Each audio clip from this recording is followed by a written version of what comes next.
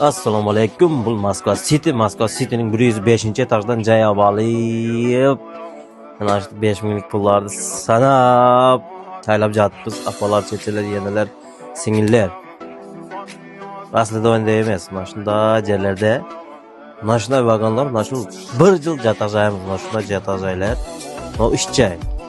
Mana shu ishlab, jillab ishlab, 15 yil bo'lib ketyapti, ishlab, belor bo'lib Kirija bo'lib, o'tib, bitib, qiynalib, ishlab jiribmiz. Bu yoqdagi rasxodni vaqtim kallaga siymaydigan darajada rasxod bo'lib, jildan jilga vaqtim xayolga kelmaydigan rasxodlarni o'ylab topyapsizlar. Sizlarga ham qayil. Mana shunday qiyin bir nechadamiz tushib ketdi. Nechta ashnalarimiz tushib ketdi. Shutib hayot o'tib ketib yotir.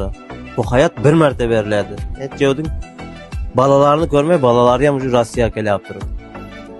Biz ham xuddi shunday katta bo'lganlar, shunday javonlarda qiynalib ishlab jirib, shu an qadriga yetingizlar, to'ylarni kamaytaylik.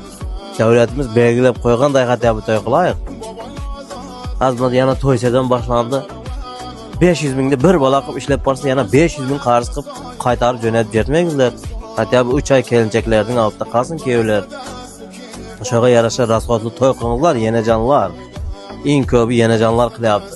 Atajonlar, atalar, qo'lg'angizlar rollarni mana shunday qiyinchilik. Nima deyapsiz? Sizga nima bo'ldi?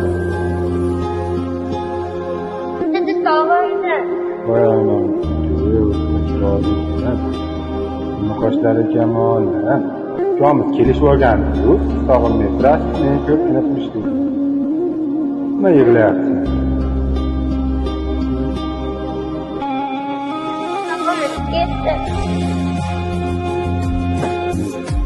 Orzulardan kechishga majburlar hayot. Chunki ular kulishi uchun mas'ul inson sen. Oilam orzusi uchun bugun bir chetda